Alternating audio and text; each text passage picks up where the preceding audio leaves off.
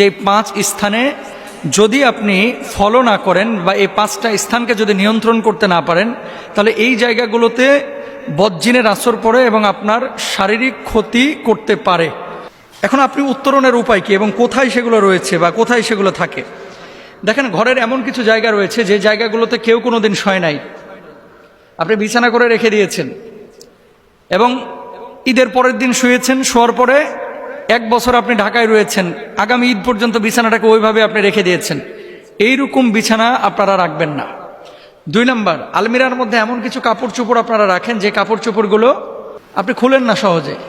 5 মাস 6 মাস 7 মাস চলে যাচ্ছে, কিন্তু কাপড়গুলো আপনি খুলে একবার দেখেনও না, ফলো করেন না, তাকান না। যদি এরকমটা হয়ে থাকে তাহলে আপনাদেরকে অবশ্যই যে কাজটি করতে হবে, এই চাদরগুলো এবং এই ঘরগুলো যাতায়াত করতে হবে, ঝাড়াঝাড়ি করতে হবে এবং ব্যবহার করতে হবে। রাসূল সাল্লাল্লাহু আলাইহি ওয়াসাল্লাম কি বলছেন? পুরুষের জন্য 1খানা চাদর, তার স্ত্রীর জন্য 1খানা চাদর এবং তৃতীয়টি অতিথির জন্য, আর চতুর্থটি হচ্ছে শয়তানের জন্য। সহিহ মুসলিমের কিন্তু হাদিস। তার মানে কি, যদি চাদর থাকে, অব্যবহৃত যদি বিছানা ভাঁজ করা থাকে, নিয়মিত এই বিছানা এবং চাদরগুলো আপনারা ঝাড়বেন। যদি ঝাড়েন, শয়তানের ওয়াসওয়াসা এবং বদজিনের আসর থেকে আপনার বাচ্চা কাচ্চা ভালো থাকবে এবং আপনিও ভালো থাকবেন। এবার আসেন 2 নম্বর, আপনার বাড়ির সবচেয়ে আদর্শ জায়গা বদজিন বা শয়তানের হচ্ছে আপনার বাথরুম। কিছু বাথরুম যেখানে ঢোকা যায় না, আবার কিছু মানুষের বাথরুম আছে বেডরুমের চাইতে বাথরুমটা সুন্দর, যারা রুচিশীল। তো যাদের বাথরুম যত নিকৃষ্ট এবং অপবিত্র, ওই বাথরুমে তত বদজিনের আসর থাকে। অনেক সময় আপনি বাথরুমে বসবেন, দেখবেন কারেন্ট চলে গেছে, বালতিটা নড়ানড়ি করতেছে। অনেক সময় আপনি বাথরুমে বসেছেন, বদনাটা আপনার সামনে থেকে উধাও হয়ে গেছে, অথচ রেখেছেন পাশে, চলে যাচ্ছে। এরকম হয়। এখন এই কথা শোনার পরে অনেক দর্শক অথবা আপনারা অথবা যারা আপনারা রেকর্ড করতেছেন, আপনারা মনে করবেন যে এটা মনে হয় ফাউল কথাবার্তা, এটা কেমন কথা, বালতি আবার একা একা নড়ে কিভাবে? যখন আপনার সামনে ঘটবে তখন বলবেন যে আসলে এটা কিভাবে ঘটে।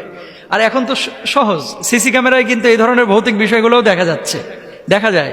অফিসে দেখবেন যে চেয়ার রাখা আছে, এই চেয়ারটা একা একা রাত্রিবেলায় ঘুরে বেড়াচ্ছে, এগুলো সিসি ক্যামেরায় দেখা যায় এবং ঘটেছে এরকম অনেক ঘটনা।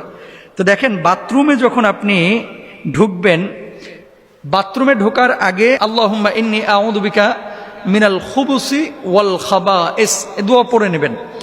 আচ্ছা, এই বাথরুমের মধ্যে কে থাকে? দুষ্ট খবিস প্রকৃতির শয়তান জিন থাকে, জিন শয়তানও থাকে। এজন্য হাম্মামে প্রবেশ এবং বের হওয়ার ক্ষেত্রে আল্লাহ রাসূল সাল্লাল্লাহু আলাইহি ওয়াসাল্লাম বলেছেন, পায়খানার স্থান হচ্ছে জিন এবং শয়তানের উপস্থিতির স্থান। সুতরাং যারা পায়খানায় যাবে তারা যেন এই দোয়াটা পড়ে তারপরে প্রবেশ করে, মানে প্রবেশ করবেন এই দোয়াটা পড়ে। যদি পড়ে প্রবেশ করেন, এখান থেকে বদজিনের কেটে পড়বে। আরেকটা বিষয় আপনাদেরকে বলে রাখি, আপনাদের অনেকেই আছে, বিশেষ করে নারীর মধ্যে এবং পুরুষদের মধ্যে আমাদের কাছে এই ধরনের প্রশ্ন আসে, বাথরুমে ঢুকে উলঙ্গ হয়ে গোসল করে, একেবারে গায়ের ওপরে কোনো কাপড়ে রাখে না। এই ধরনের চিত্রগুলো, যেগুলোকে নেকেড চিত্র বলা হয়, এই ধরনের চিত্রগুলো আসলে জিন শয়তান এবং আপনার যারা ওয়াসওয়াসা দেয়, এদের একটা আদর্শ চিত্র বা এই চিত্রগুলো তারা পছন্দ করে। এগুলো কখনো করবেন না, এগুলো আবারও বলি কখনো করবেন না। প্যান্ট পরে ঢুকেছেন বা লুঙ্গি পরে ঢুকেছেন, ওটা পরে আপনি গোসলটা করবেন ইনশাআল্লাহ তাআলা। আর কিছু মানুষ দেখবেন উপুর হয়ে শয়, মানে নিতম্ব ওপরের দিকে, বুকটা নিচের দিকে, বালিশের ওপরে বুকটা রেখে উপুর হয়ে শয়, এভাবে আপনারা শোবেন না।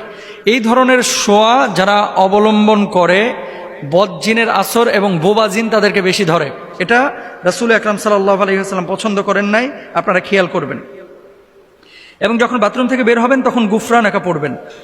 আর বিশেষ করে সন্ধ্যাবেলায় আপনারা জানালাগুলো লাগায় রাখবেন। সন্ধ্যাবেলায় যখন মাগরিবের আজান হবে তার আগে আপনারা জানালা লাগায় দেবেন। আপনারা কি করেন? জানালাটা লাগান কখন?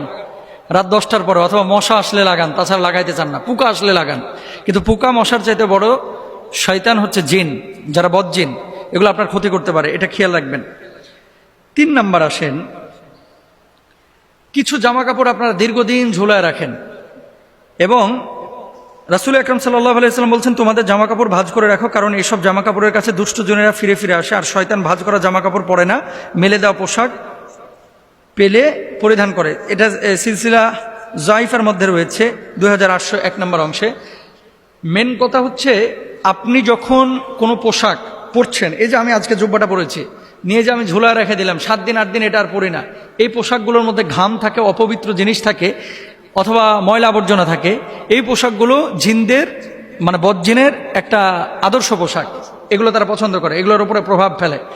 আচ্ছা, আরেকটা বিষয় আপনাদেরকে বলি, অনেকে চর্বি আপনারা খেয়েছেন, খেয়ে হাতটারে আপনার গামছার সাথে মুছে তারপরে রেখে দেন, এগুলো করবেন না। যেখানে চর্বি, গরুর গোশত খেয়েছে, টিস্যু দিয়ে মুখটা মুছে টিস্যুটা আস্তে করে ওই বিছানার কোনায় ফেলায় থুয়ে দেয়, এগুলো জিনের খাবার এবং জিনেরা এগুলো পছন্দ করে। হাড্ডি চুষে নিহারি খেয়েছে, নিহারির হাড্ডিটাকে নিয়ে যে কি করে, আস্তে করে ওই যে বেডরুমে ঘুমায় এটা জানলার পাশে নিয়ে যে ফেলায় থুয়ে দেয় কাঁঠাল তলায়, এগুলো করবেন না। প্রাণী বা মানুষের মূর্তি, পুতুল, যেই ঘরে যত বেশি ছবি, পুতুল এবং মূর্তি থাকবে সেই ঘরে জিন তত বেশি ঢুকবে, বদজিন, খারাপ জিন, রহমতের ফেরেশতা ঢুকবে না, এটা খেয়াল রাখবেন ইনশাআল্লাহ।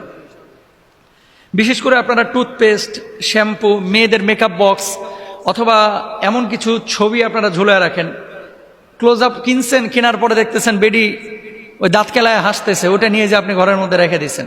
আছে না এরকম? ক্রিমের বক্সে অনেক সময় মেয়েদের ছবি থাকে, এগুলো রাখবেন না ইনশাআল্লাহ। তারপরে 5 নাম্বার হচ্ছে আগুন জ্বালানোর স্থান। বিশেষ করে খড়খোটা যারা ইউজ করেন, গ্যাসের চুলা যারা ব্যবহার করেন, চুলা উনুন যারা ব্যবহার করেন, এই সমস্ত জায়গাগুলো হচ্ছে জিনের আদর্শ জায়গা।